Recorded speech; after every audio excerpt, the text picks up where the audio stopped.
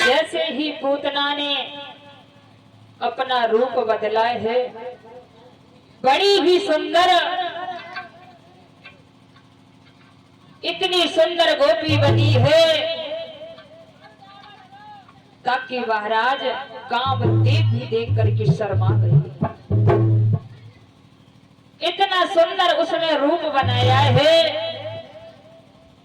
इधर श्री सुखदेव जी वर्णन करते हैं, हे राजन परीक्षित,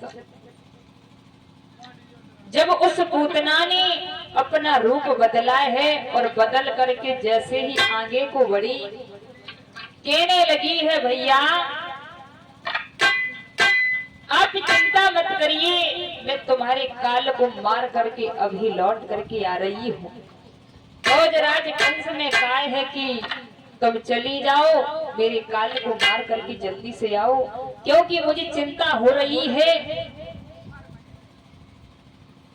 पूतना कहने लगी है आप चिंता मत करिए, मैं जा रही हूँ। इधर पूतना जैसे ही आगे को बढ़ी है, जाकर के महाराज गोकुल में पहुंची तो रास्ते में एक गोपी मिली है, वो जल भरने के लिए जा रही थी परीक्षित महाराज। तो जैसे ही उसने देखा है तो उस गोपी से पूतना कहने लगी है बहन तुम कहाँ जा रही हो? तो कहा है उस गोपी ने कि बहन तुम कहाँ जा रही हो? बोली बहन मैं तुम्हारे घर के लिए जा रही हूँ। तो उस गोपी ने कहा है बहन मैं अभी जल भरने के लिए जा रही हूँ और मेरे घर पे आप चलिए, मैं लौट करके अभी आ जाऊंगी। इधर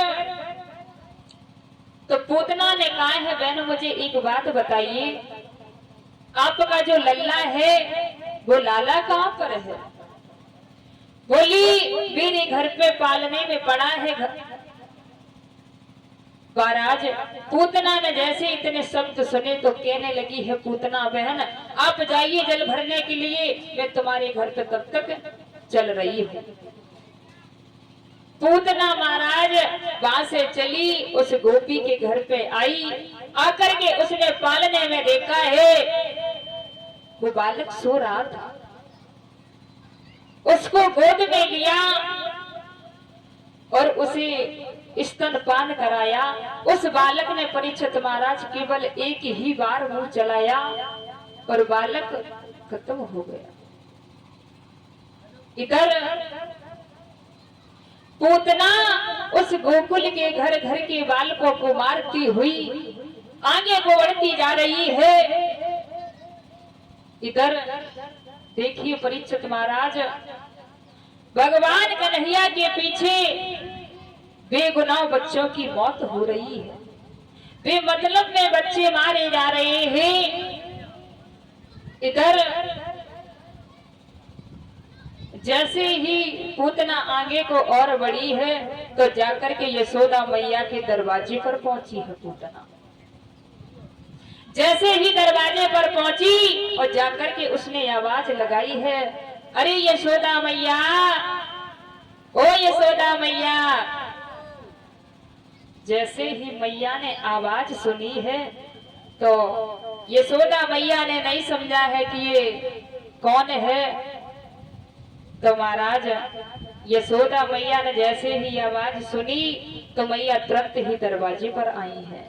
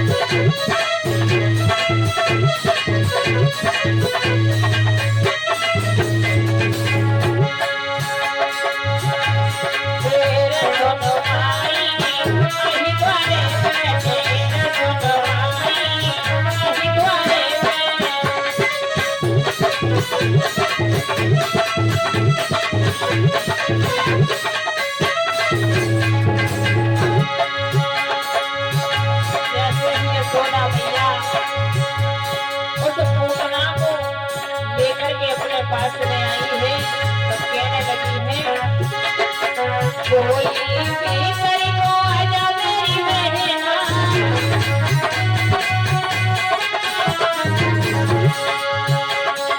कोई भी मेरी को आजा मेरी बहना,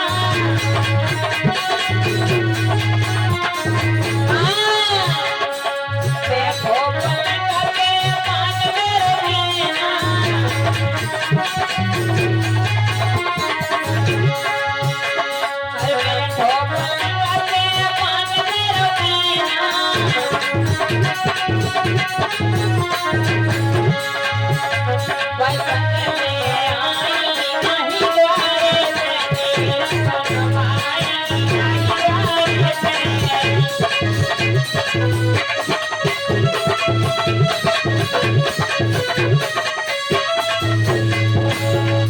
इधर जैसे ही यशोदा मैया ने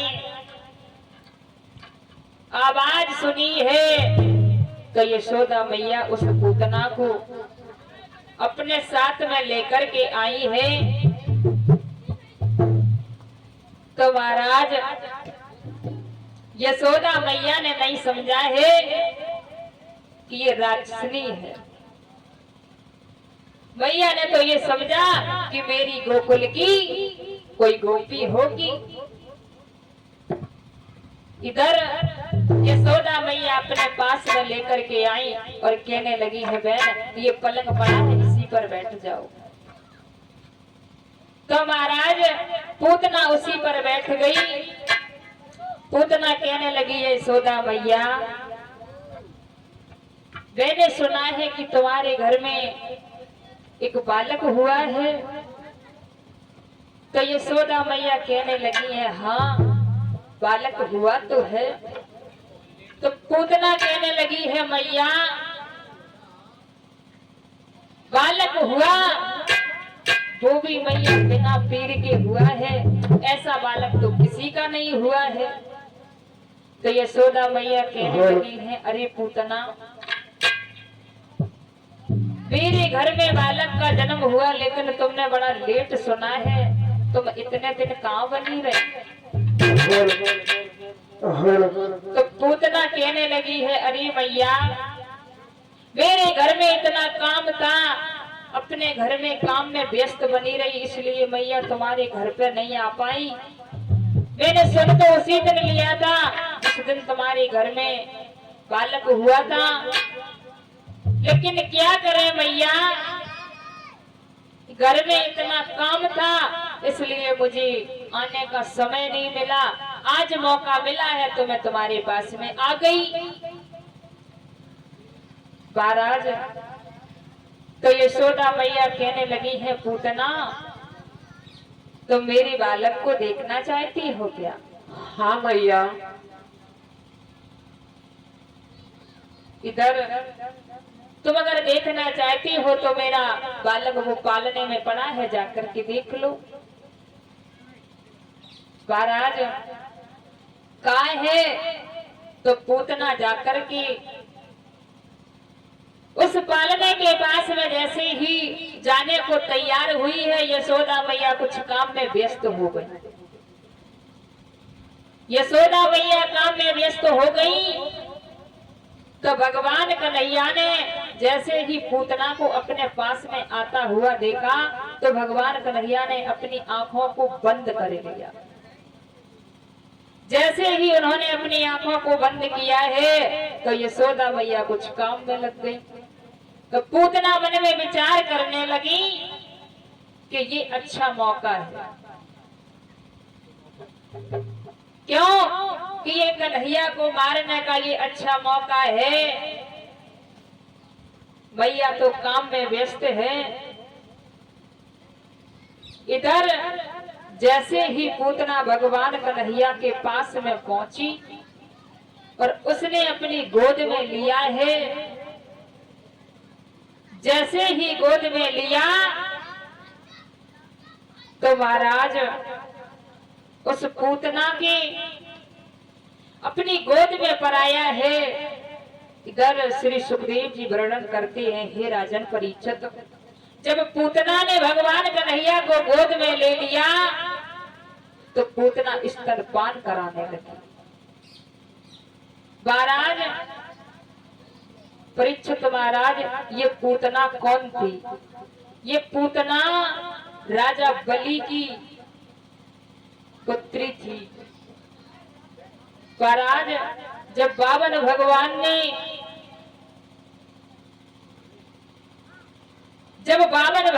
ने राजा बलि से पृथ्वी मांगी थी तो जब देखा था रतनमाला ने कि कितना सुंदर बालक है, मेरा ऐसा मन करता है मैं इसे अपना स्तनपान कराऊं। तो भगवान ने कहा था कि तुम्हारा ये भी सपना मैं पूरा अवश्य ही करूंगा। जब भगवान ने पृथ्वी मांगी 3.5 कदम तो रतनमाला मन में विचार करने लगी अगर मेरा पुत्र होता तो मैं इसे जहर दे देती। महाराज वो ये पूतना है अपना स्तनपान भी करा रही है, वो भी जहर का लगा हुआ। इधर श्री सुखदेव जी समझा करके बोले हे राजन परीक्षित जब पूतना स्तनपान कराने लगी है तो भगवान कन्हैया स्तनपान करने के साथ साथ पूतना के प्राणों को भी खींचने लगी है।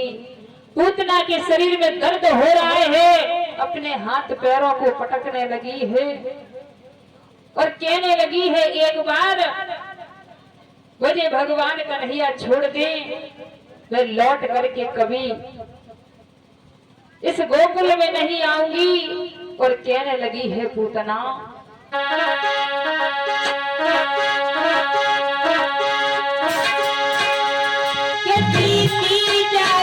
अगर यहाँ से कोई मथुरा पहुंच जाऊं, मैं कसम कंस की खाई रही हूँ, कभी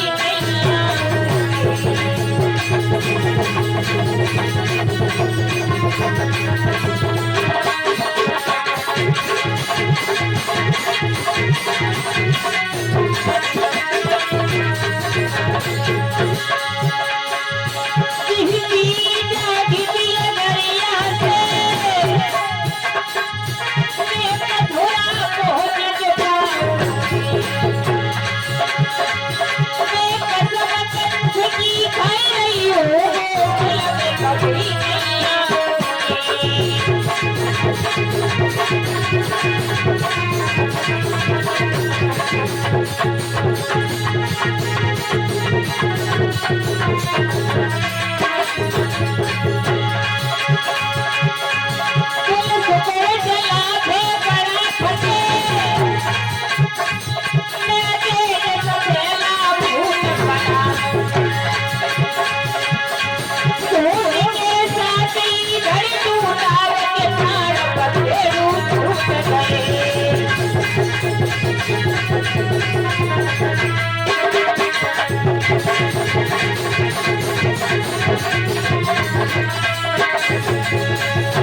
बारात पूतना कहने लगी है, मैं एक बार इस गोकुल से मथुरा के लिए चली जाऊं, मैं अपनी भैया कंस की कसम खा करके कहती हूँ, इस गोकुल में कभी लौट करके नहीं आऊंगी।